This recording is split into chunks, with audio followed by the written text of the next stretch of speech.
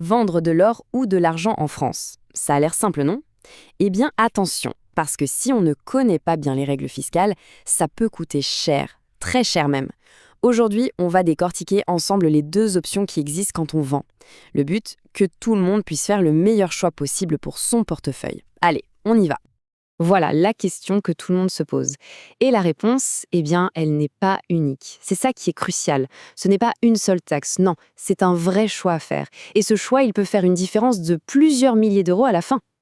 Donc voilà, au moment de la vente, on se retrouve à un carrefour. D'un côté, une voie, de l'autre, une autre. Deux régimes d'imposition, avec deux manières de calculer qui n'ont rien à voir l'une avec l'autre. C'est vraiment la base, la première chose à comprendre si on veut optimiser ses gains. Alors, première option sur la table, la taxe forfaitaire. On peut dire que c'est l'option simple et efficace. C'est celle qui s'applique par défaut si on ne demande rien de spécial. Son petit nom, c'est la taxe sur les métaux précieux, la TMP. Et là, il y a un truc super important à retenir. Elle se calcule sur le montant total de la vente. Je répète, le montant total.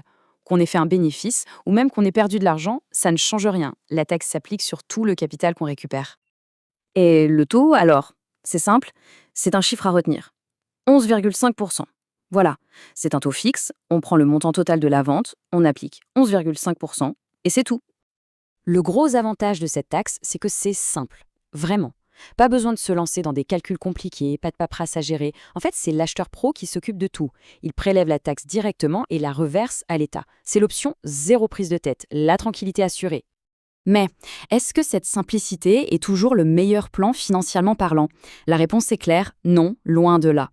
Et c'est justement là qu'intervient notre deuxième option, une option beaucoup plus stratégique.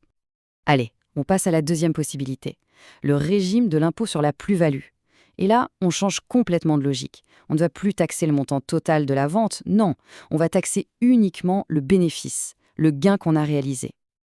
Alors attention, le taux affiché ici peut surprendre, 36,2%. Oui, ça paraît énorme comparé aux 11,5% de tout à l'heure. Mais, et c'est un grand mais, ce chiffre ne s'applique pas du tout de la même façon. Il y a une astuce. Et voilà l'astuce, la différence capitale. Ces 36,2% s'appliquent uniquement sur la plus-value, c'est-à-dire sur la différence entre le prix de vente et le prix d'achat initial. La conséquence, elle est juste énorme.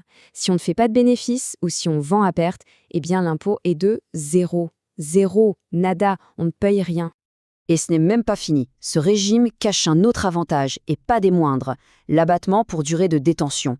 Pour le dire simplement, plus on garde son or longtemps, moins on paye d'impôts. C'est un système qui récompense la patience, tout simplement. Concrètement, comment ça se passe? Bon, les 2 premières années de détention, il n'y a pas d'abattement. Mais dès la 3e année, hop, on a une réduction de 5% sur la plus-value imposable. Et ensuite, chaque année, on rajoute 5%. Année après année, l'impôt diminue, il est grignoté petit à petit, jusqu'à ne plus exister du tout. Bon, maintenant qu'on a vu les deux options, mettons-les face à face. Un petit comparatif pour y voir clair et pour savoir concrètement laquelle choisir selon sa situation.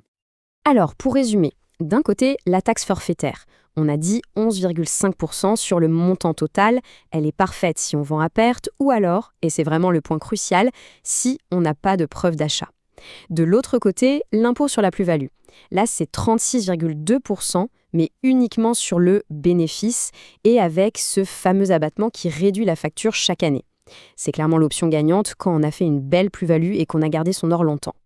On vient de le dire, mais c'est tellement important qu'il faut insister là-dessus. Tout ce beau choix stratégique, en fait, il ne tient qu'à une seule chose, un document, le justificatif. Et ça, c'est la règle d'or, qui vient directement des textes officiels. Pour pouvoir opter pour le régime de la plus-value, il faut absolument, et ce n'est pas négociable, être capable de présenter une preuve. Une preuve qui montre la date et le prix d'achat.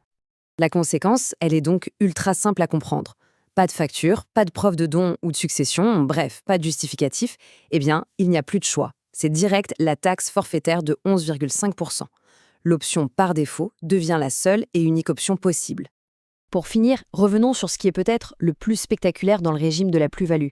Je veux parler de l'exonération totale d'impôts. Et tout ça, ça nous amène à un chiffre clé, 22. 22 ans. C'est un peu la durée magique, le Graal pour l'investisseur en or, puisque c'est ce qui permet de ne payer absolument aucun impôt. C'est la mécanique de l'abattement qui arrive à son terme. Après 22 ans pile de détention, La réduction sur l'impôt est de 100%. Donc, la plus-value, même si elle est énorme, n'est plus du tout taxée. C'est zéro impôt, le gain est entièrement net. On termine sur cette question qui résume un peu tout finalement. Est-ce que la fiscalité de l'or ne favorise pas la patience quand on y pense, avec d'un côté une taxe simple pour les cas par défaut et de l'autre une exonération complète pour la détention longue? Le message a l'air assez clair. Le système fiscal français semble vraiment encourager ceux qui considèrent l'or comme une réserve de valeur sur le long terme plutôt que comme un produit de spéculation. Une belle récompense pour les patients.